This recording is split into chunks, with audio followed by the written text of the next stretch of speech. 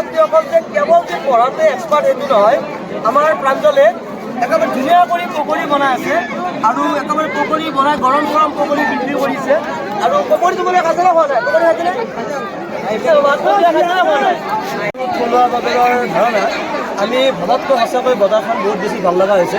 আমি ভবা নাছিলোঁ ছাত্ৰসকলৰ ইমান বেছি প্ৰতিভা আছে, বিভিন্ন ধৰণৰ সামগ্ৰী তেওঁলোকে বিক্ৰী কৰিব আনিছে আৰু হাতেৰে বনোৱা বিভিন্ন ধৰণৰ খাদ্য তেওঁলোকে লৈ আহিছে।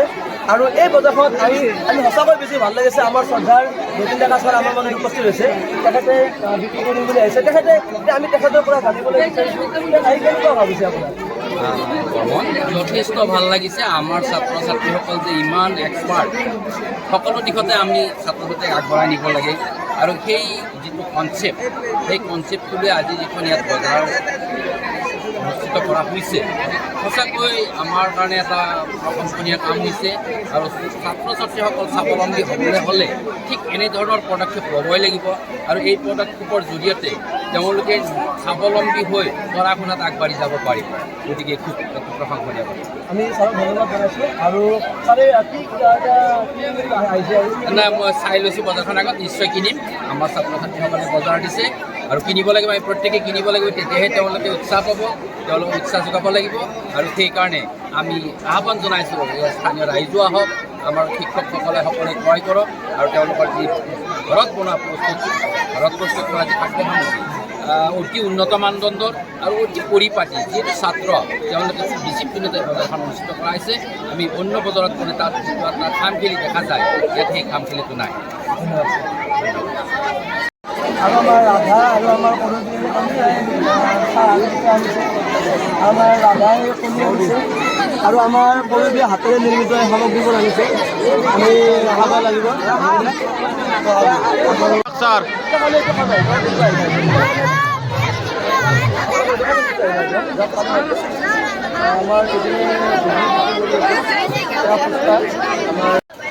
একচুৱেলি আমাৰ কি বস্তু আহে এইবিলাক পাপৰ চাট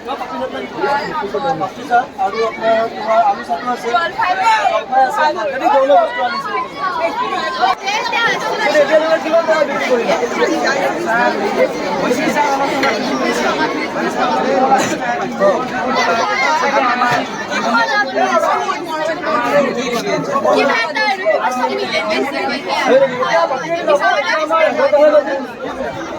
বজাই নাই, গতিকে গোটেইখন বিক্ৰী হৈ যাব। মই আছোঁ, মই লৈ যাম বিনা পইচাত।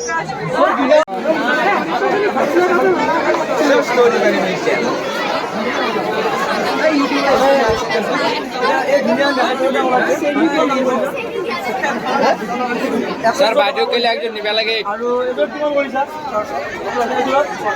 কিমান হ'লে কিমান?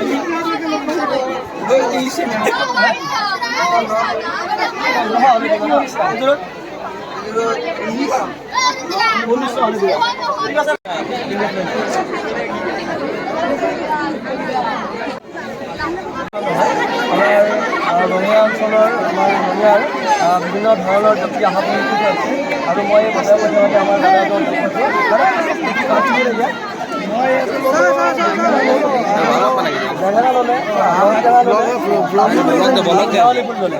আৰু এই বজাৰখনত আহি আপোনাৰ কেনেকুৱা অনুভৱ হৈছে? মানে বাকী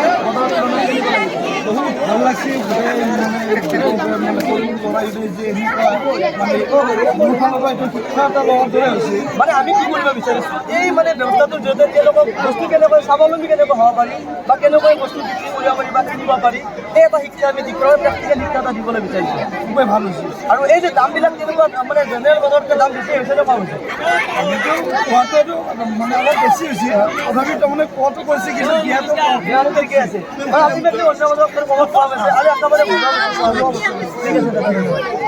একচুৱেলি আমাৰ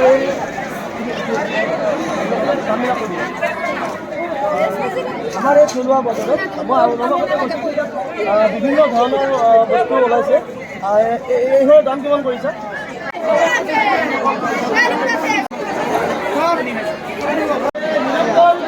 ছাত্ৰ হয় আৰু তদুপৰি এজন ভাল অভিনেতা। আৰু নীৰৱ বহুকেইখন মানে কি ভিচিডিত আৰু বহুকেইখন মানে কি আপোনাৰ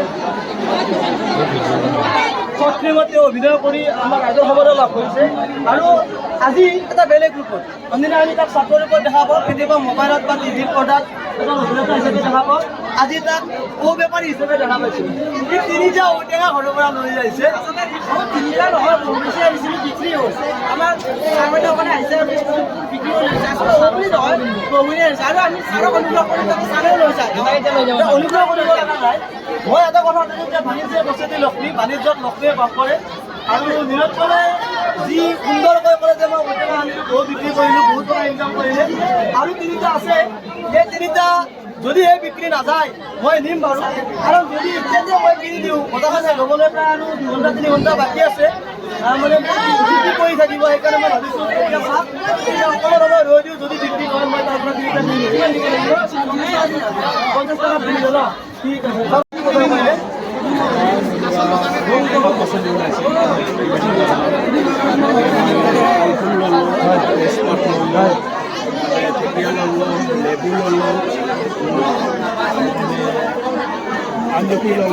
মানে বেছিভাগ আমাৰ ঘৰুৱা সামগ্ৰী ন ইয়াত বজাৰ কৰি কেনেকুৱা লাগিছে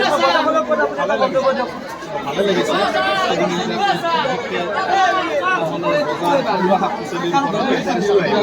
ঠিক আছে ধন্যবাদ আজকেৰা মল্লিকা আৰু আমাৰ মিঠাক্ষী পিঠা আনিছে ঔটেঙা আনিছে আৰু আমাৰ শেৱালি ফুল আনিছে আৰু ইয়াতে চাহ বনাই আনিছে লগত পিঠা আছে লাড়ু আছে আৰু পিঠা আছে তোমালোকে এই চাহ আৰু পিঠা কিমান দাম কৰিছা এতিয়ালৈকে বিক্ৰী হ'লে নাই কিমান বিক্ৰী কৰিছা 1000 টকা ন 1000 টকা বিক্ৰী কৰিছা তাই একচুৱেলি এইবিলাক সেই হাতেৰে বনায় আৰু অলৰেডি বহু বস্তু তাই বনাই আনিছে আৰু বিক্ৰী হ'ল এতিয়া এইখিনি সামগ্ৰী তাই আছে এইটো দাম কিমান বাৰু এই 250 টকা আৰু অলৰেডি কিমানমান মানে বিক্ৰী কৰিলা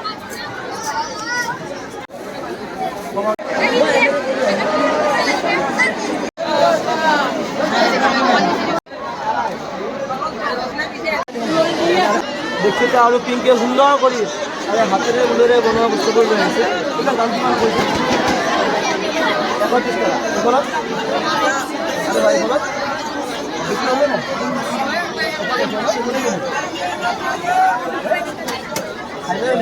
ঠিক আছে বাৰু আৰু